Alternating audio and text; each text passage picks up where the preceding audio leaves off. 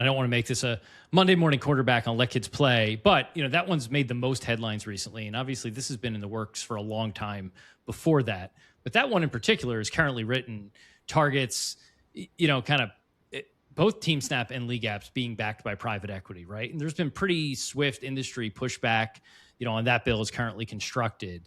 So that's probably not what ultimately gets passed. But do you think there's room for regulation in youth sports, that would try to clarify some rules? Forget about the capital structure for a second, but like, does this group here, beyond funding, is there opportunities for like meaningful, quality, useful regulation that would help the industry and maybe not target specific capital groups? Yeah, Kyle, I think you're hitting on two things there. Like one, the Let Kids Play Act, it's your point, right? It's a separate lane. They're trying to solve for a different perceived problem, right? Around ownership, cap structure, questionable business practices. That's not what this is, right? This is about funding access, full stop.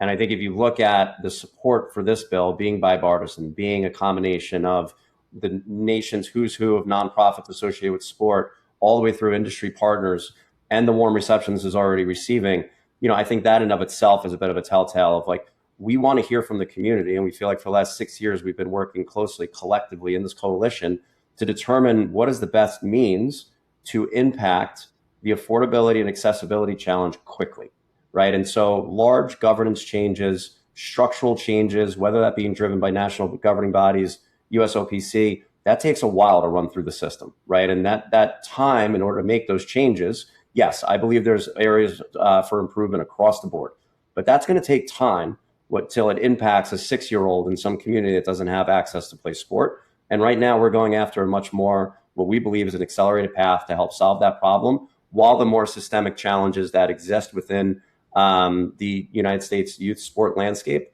continue to evolve and continue to improve.